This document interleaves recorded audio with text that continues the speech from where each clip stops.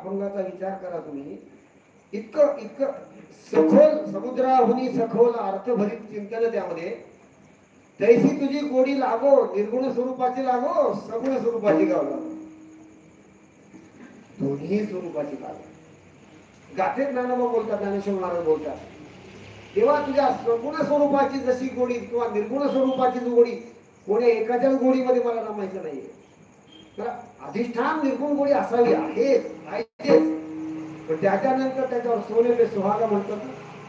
सगुण भक्तीत रंगलेला तो महात्मा ना, त्याला देव आपल्या मुकुटावर धारण करेल. या देवी माथा मुकुट करेल. हे खरं संप्रदायाचं वैभव आहे. म्हणजे ज्ञानाची पराकाष्ठा झाली की तो भक्तीतच रंगतो, आणि भक्तीची पराकाष्ठा झाली की तो ज्ञान रूपतेला प्राप्त होतो. हे आपलं वैभव आहे. केवळ ऐकांतिक सगुणवादी नाही आहोत आपण, केवळ ऐकांतिक निर्गुणवादी नाही आहोत आपण.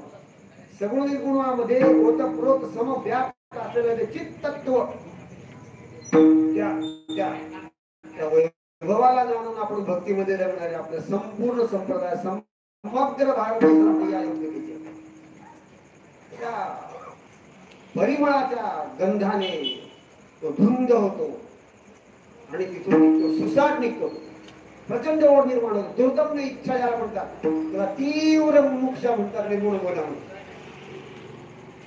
तीव्र मुमुक्षा.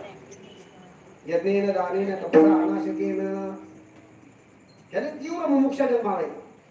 म्हणजे तू कशाचा विचार करत नाही, त्याला फक्त एक ध्येय दिसतं, बाकी त्याला काय दिसत. त्या ओढीने तो भ्रमरा कमलिनीकडे येतो. सुगंध त्याला वेड करून टाकतो. गंमत अशी आहे, सगुण साक्षात्काराच्या संबंधाने जेव्हा चिंतन आलेलं योगशास्त्रात, तेव्हा पण असा विचार मांडलेला आहे की सगुण साक्षात्काराच्या प्रारंभी